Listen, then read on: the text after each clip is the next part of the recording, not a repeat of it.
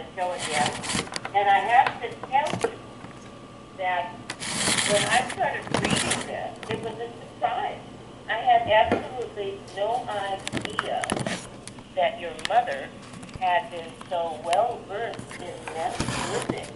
So you say you found her book, and this was something that had been written a long time ago. How did you find it? Did you know your mom was writing down these different thoughts? What was in the show, by the way? Thanks, Donna. I love talking with you and with your listeners.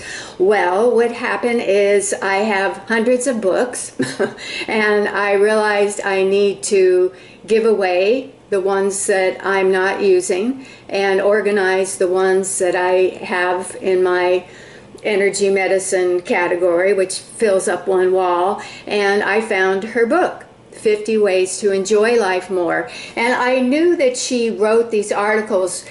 She raised my brother and I in the Church of Religious Science, which is now called Centers for Spiritual Enrichment and Unity. As little kids, we read We Wisdom, a wonderful little newsletter for children. So she brought us to that. So luckily, we were raised without guilt, shame, sin, eternal damnation, none of that. Well, I just think she's an incredible human being. She is. I mean, really, She was. When I started reading the, I'll call it mini ethics, this is something that I thought, wow, this woman really had contact with a lot of different people. Being from Southern California myself, Manly Hall. Yes. She did volunteer work in his facility.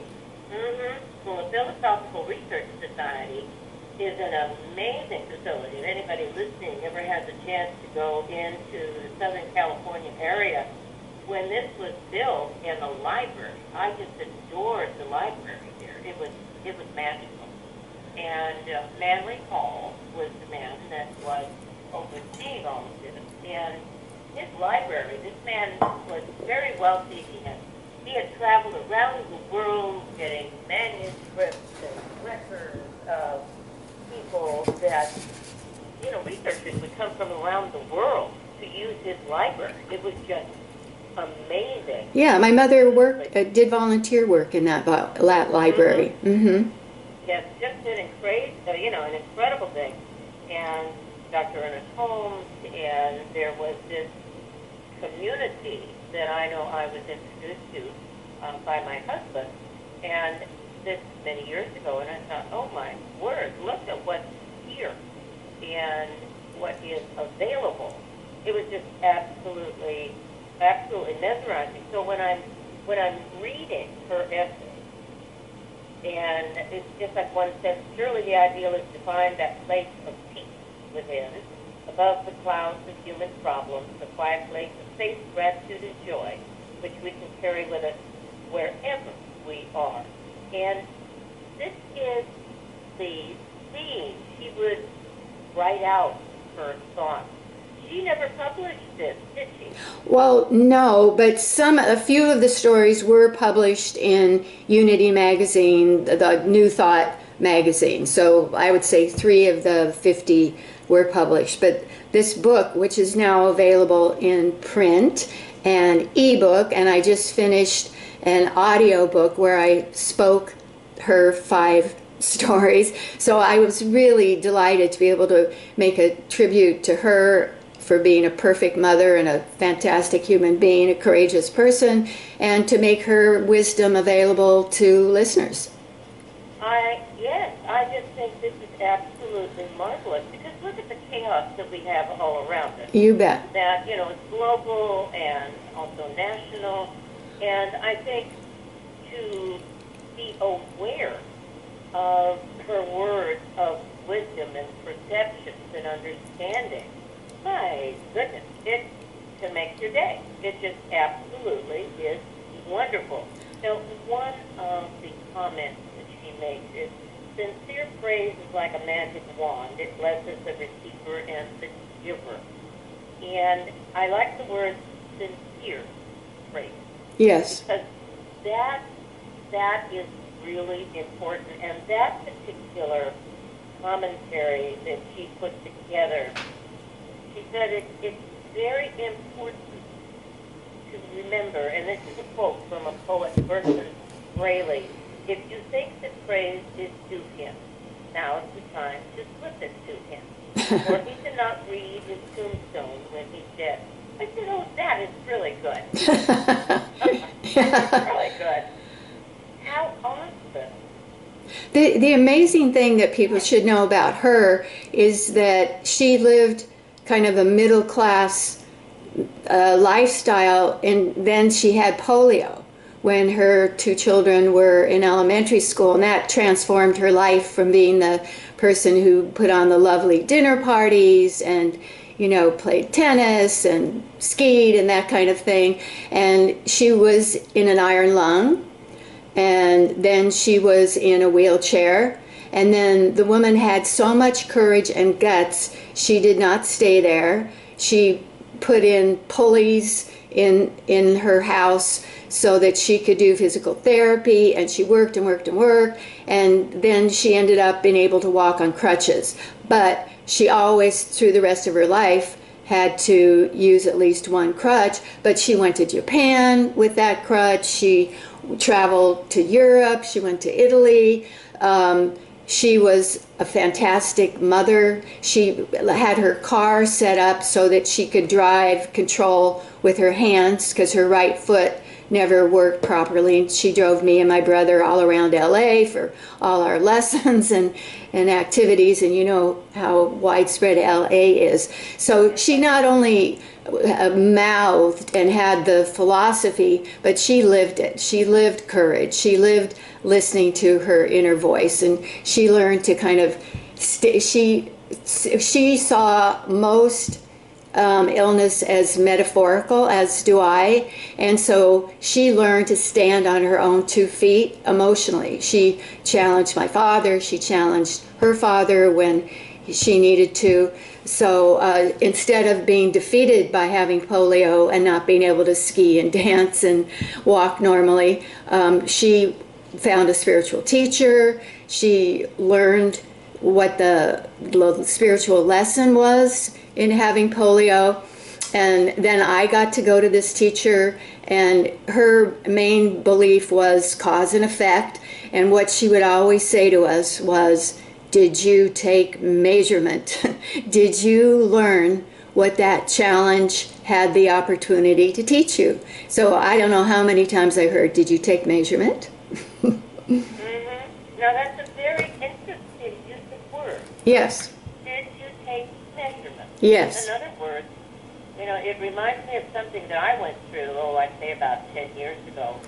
And I was in a situation where I literally ignored red flags and ended up paying a very, very heavy financial, amount relative to it. And I remember being so angry. And it wasn't until I shared with a friend that I figured out what it was, and it had to do with fear. There were certain circumstances that were going on at the time that were very concerning, very, very sick member of the family, all kinds of things, and it was all centered about, can I take care of this situation without making it okay to acknowledge that there could be other options. Right. I'm stuck in that thing. Oh. The reason I share it is because we're human beings, and we're going to go through these lessons. You bet. That's why we're here. That's right. So in your words, that your teacher said, did you take the measurement? Yeah. That was when I finally acknowledged what was at the core of my anger. Not that the wrong things had been done by an individual. That was a fact. There was no way of ignoring that. Yes. But I had to acknowledge how I got myself into that situation. And when I did, then that anger was gone. So the anger, I realized, I was more upset with me. I was upset with the other person, too. I'm not going to say I wasn't. Sure. But it was something, once I acknowledged it, and my girlfriend said, you can't do that. I mean, look at what this person did. They were really a true slut. They were. Yeah. But it is, what is it that I had to learn from them? Right. And that was dealing with the aspect of fear. And right. I think that, have you taken the measurements? What have you gained from what you've gone through? What is it you need to be alert to? What is, and it's not a blame game. That's something that I think your teacher enforced very, very well. It's not a blame game for yourself or anybody else. It's like, what is it that you need to learn? And your mother brings that out in so many different ways. And I just appreciated where she has this one segment, drop it, let go, turn it off. And it has to do with grief. It has to do, again, it's not a blame game. But she found out from different people that she knew how they dealt with that. And Right. through 4 words, or 3 words, they turned it off. It was a couple that, their name was Jim and Lorraine. Oh, yeah, their grief. And here they are. They went through tremendous sadness and tragedy. And they both said, we're turning it off. We're not going to. So they weren't running away from things. They said, we do not choose to live in that forever. It's quite a fascinating aspect of human character and thinking process. Right. It's big shift, isn't it? Donna, do you think people would like to hear a little bit from my favorite story, which is Caught in a Riptide? Oh, yes. Go ahead and share that. Okay, so remember this happened 10 years after my mother had polio, so she didn't have the full use of her right leg. She says, sheer panic gripped me as I found myself caught in a riptide off Zuma Beach, California. And this is true. She did not make this up. She didn't make up anything. I had gone out past the waves and had been swimming joyously in the briny blue Pacific Ocean, not realizing how far I'd ventured. As I looked back at the shoreline, it looked alarmingly far off. And what was worse, I was being carried out further by this strong current. A chill of fear stabbed me. Could I get back to shore? Would anyone see me? Were there sharks in these waters?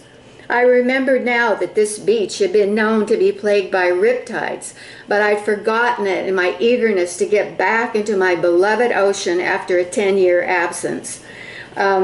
She said, I'm skipping a little bit, instinctively I turned over on my back to float. As I did so, a long-forgotten Bible verse came to my mind with strong definition. Underneath me are the everlasting arms. It came as a healing balm.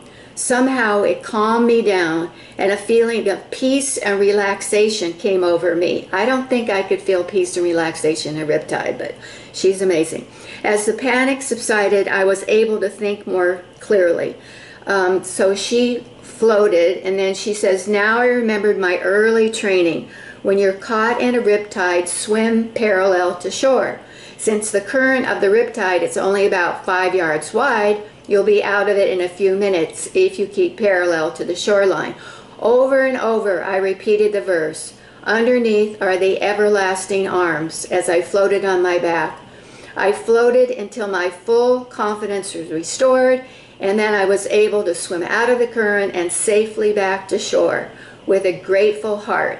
Terra firma never looked so good. Isn't that a wonderful story? Yes, it is. Yeah. Because I can think, hearing the story about my father in the waters of Florida, where there was a riptide, and he was badly scraped up because of the force of the water, but he was able to get out of it and survived, obviously. So I can totally relate to that because of something my own father went through. Right. And these riptides are, they're not something to play around with. No. They're a force. Yes. But here your mother had been taught by someone what to do, and she was able to bring that together, even though she didn't have that use of the right area, of the right foot or leg. Yeah. Free. Yeah. That the rest of us might have. Yes. So you think of those moments, and those are moments of real courage.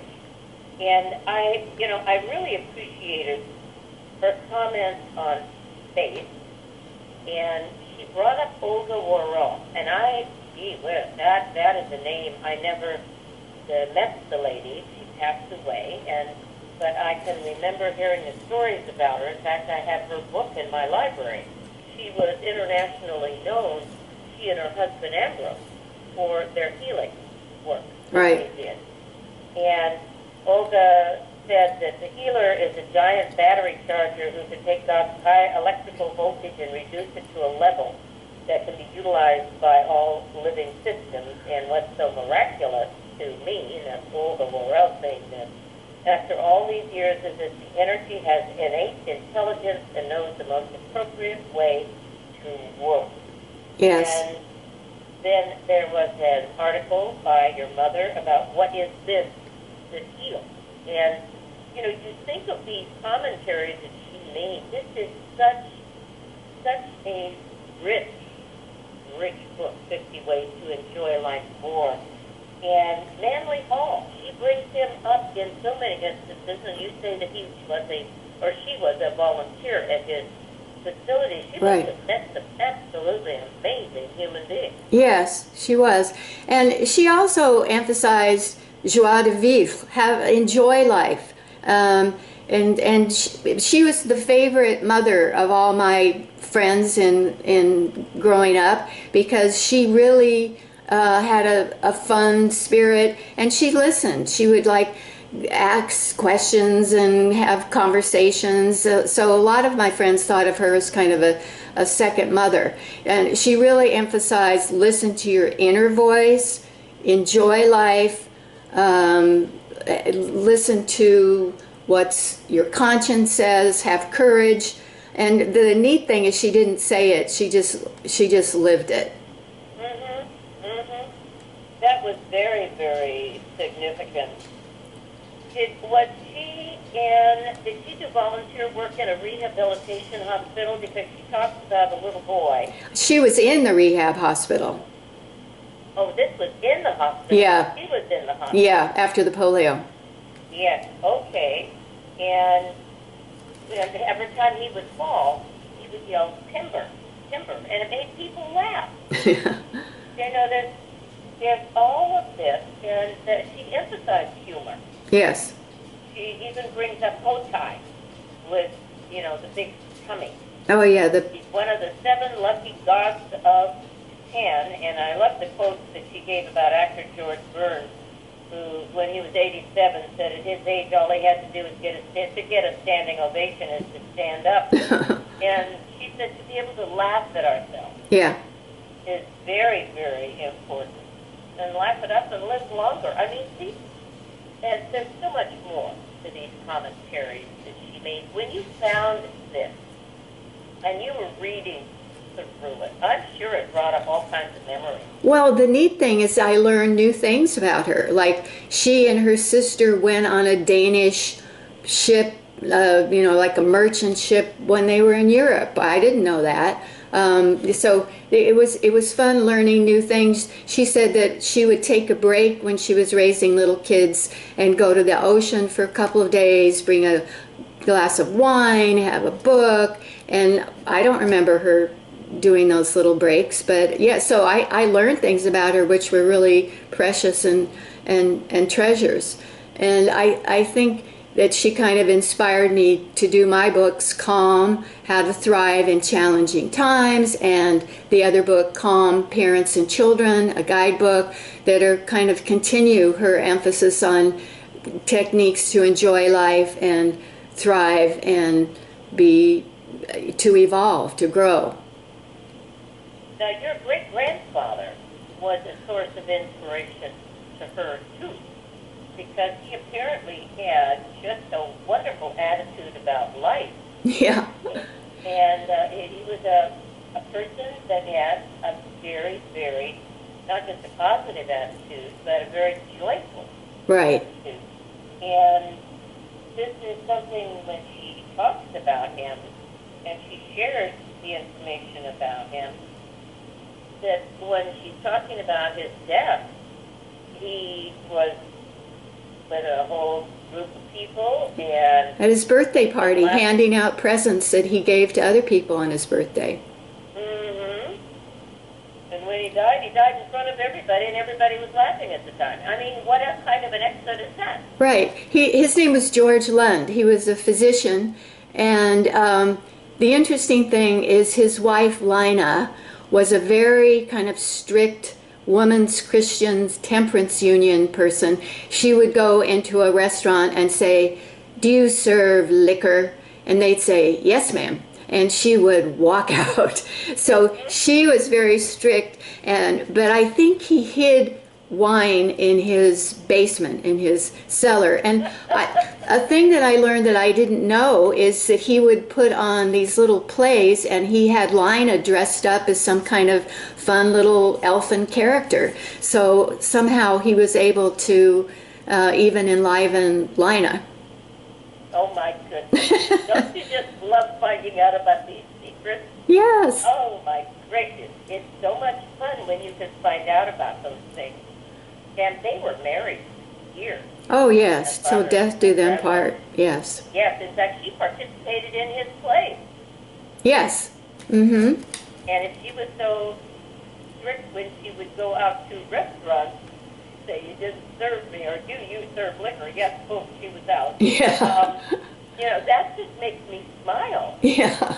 It just makes me smile. So I think that when they were together, he, had a way of getting around all of her, what do you want to say, extremism in thinking.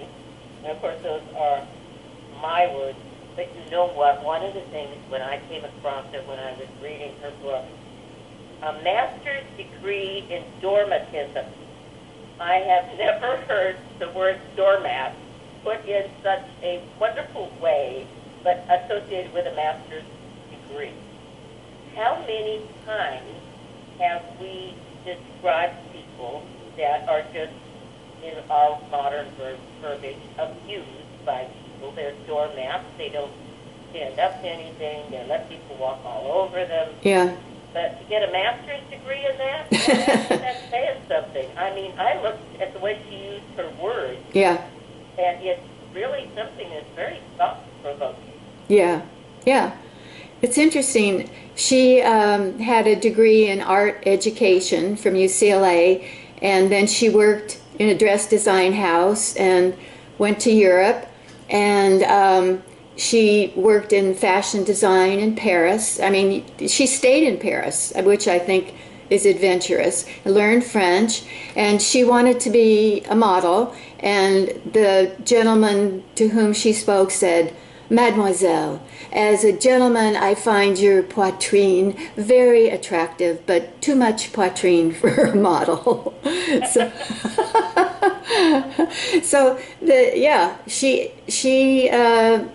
She enjoyed life, and I think that's what life is for. We're here to grow and evolve. We're here to help others, and we're here to enjoy the creation. And she did all those three things. Well, think about the exposure she had in life. Your mother was not someone that stuck her head in the sand. No. She had had a very debilitating situation with polio. Yes. She determined it was not going to close down her life. Right. Her spirit Right. was so much bigger Yes. than her physical body was. Yes. And she used that. She used it to be able to be in an international environment. The awareness she has so many things. That is, I just think that she was just a free spirit.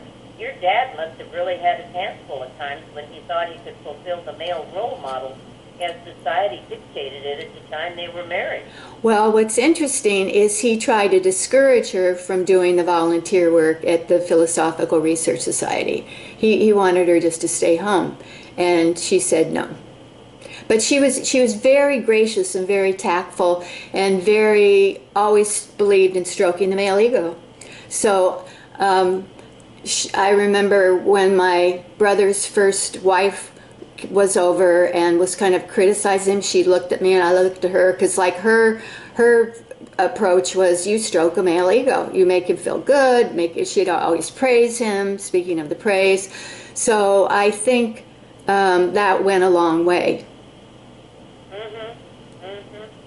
Well, she has a very good commentary on letting go.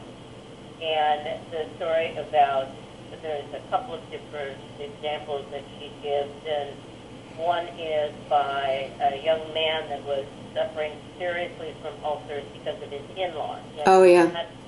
You know, we all encounter somebody like this every once in a while. Yeah. They have such a negative attitude that it's like they are out to destroy anything and everything that's in their presence because they're so miserable within themselves. Right. That they don't want anybody else to be anything but miserable right along with them. Right. And he learned how not to give his mother-in-law power. And she actually said, we're coming over to visit you one time, that she and her husband went to visit him and his wife said, we've come over to help you fail. Yep. At getting a degree, which is something he was going for. Yeah, engineering. And he quietly said, hey, if there's stuff in the refrigerator, help yourself. I'm going up to study. Thank you very much. Good night. Yeah. And he did that. Yeah. But, you know, that was something, even though he did that, she would constantly try to undermine him. And he stayed, you know, married. He and his wife made choices, and the mother-in-law had thought she could move in with him, but she died. But the amazing thing is he was willing to let her move in with them. And I think that's really Christ-like. I don't think I could have made that decision. Wow. No, I've known people like that. And my choice has always been, thank you very much, enjoy your own company, but I'm not interested. Yeah, but it's hard if your in-law is ill. Yeah, well, that's, you know, it's one of those things. She made a decision, but she died, so she never did move in. Right. So that worked out just very nicely. The universe took care of it. There's the part about not to try so hard. It's easy. And it was a story about a teacher that she had just a tremendous admiration for, who was teaching Spanish. And the teacher said, enjoy the learning of a new language. Don't try so hard. That was a constant statement to her students. And apparently that teacher, her classes were always full because she made the joy of learning a language. Right. A very significant one. Your mother has left a legacy. Yes. That I think is just absolutely wonderful. And I really respect and appreciate this. And there's so much more in her book. It's the type of book that you can pick up, just read one little section at a time. Or one story a day. Yes, and then you look at it and maybe, you know, you might use a yellow highlighter. That's me. That's my favorite coloring tool. Yeah. You know, make a note. Which one do you like? What inspires you about what she did? And I really think there's so much wisdom. And when we can have that handy, and her stories are just delightful. That people she mentioned, absolutely wonderful. Now, Gayle, you have a website. What is that website? It's really simple. Gayle Kimball, Kimball .info, INFO. And I have a lot of my interviews with interesting people on my YouTube channel. So if people want to take a look at that, there's some exciting things. Like, I just got back from Iceland and I videotaped their geothermal system, and they're capturing carbon from the atmosphere. So there's all kinds of things on that YouTube channel. Well, I'm sure that was quite an adventure being in Iceland, especially with the active volcano. We were walking on it. Yeah, I touched lava that was a couple weeks old. All right, repeat your website one more time. It's simple. Yeah, Gayle, Gayle, Kimball, Kimball .info. .info. Well, Gayle, as always, it's a delight having you as a guest, but I so appreciate your mother. Oh, thank you. That means so much to me. Yes, and then she is shown as the author, obviously, and then there's an image in there of your family, and I just think that this is just such a wonderful gift to give to someone. And if nothing else, if you have somebody that's really persnickety, find one of the favorite articles that you put together and make a copy of it and give it to the person. And have a nice day, and be on your way. It's such a great thing. It really is. It's just a lovely play of words, and it's a great book. Thank you for being my guest. My pleasure. Let's do it again soon. Look forward to the next time. Thank you, Gayle. Thanks, Donna.